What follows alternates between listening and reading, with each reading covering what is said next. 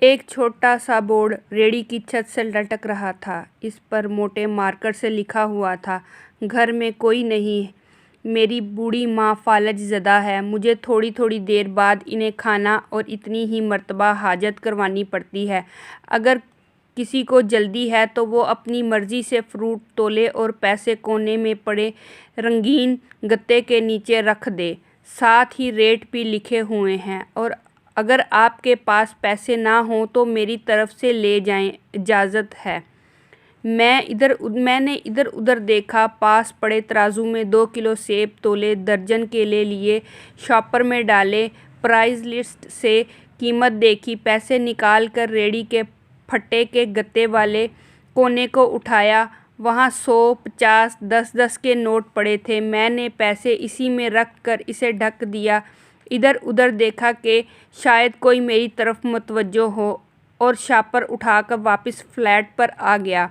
अफ्तारी के बाद मैं और मेरा भाई उधर निकल गए। देखा कि बारिश हो रही है और एक आदमी काली दाढ़ी और सफ़ेद बाल, हल्के क्रीम कलर के शलवार और कुर्ते में रेहड़ी को धक्का लगाकर बस जाने ही वाला था, और हमें देखकर मुस्कुराया और बोला, साहब फल तो ख़त्म हो गया।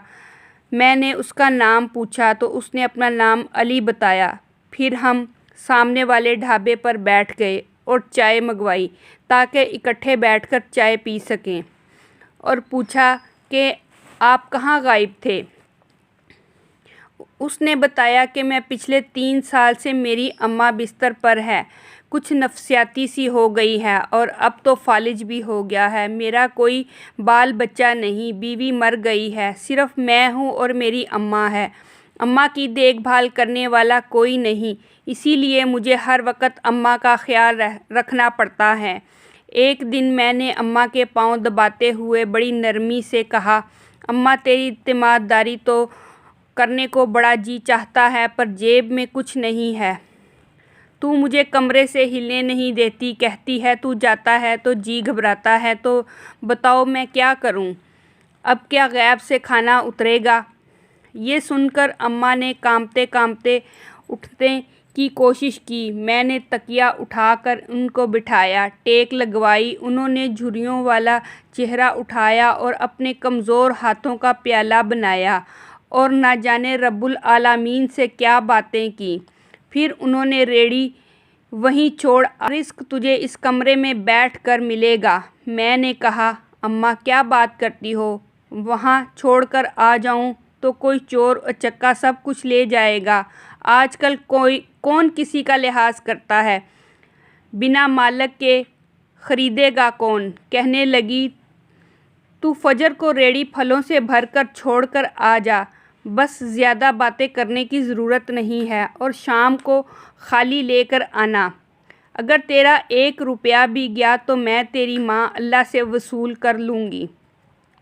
2.5 साल हो गए हैं भाई, सुबह रेहड़ी लगा जाता हूँ, शाम को ले जाता हूँ, लोग पैसे रख जाते हैं, फल ले जाते हैं, धेला ऊपर नीचे नहीं होता, बल्कि कुछ तो ज़्यादा रख जाते हैं।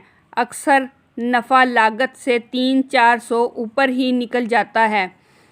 कभी कोई अम्मा के लिए फूल रख जाता है, कभी कोई चीज़। परसों एक बच्ची अम्मा के लिए पुलाव बनाकर रख गई, नोट लिख गई। अम्मा के लिए एक डॉक्टर का वहाँ से गुज़र हुआ तो वो अपना कार्ड छोड़ गया।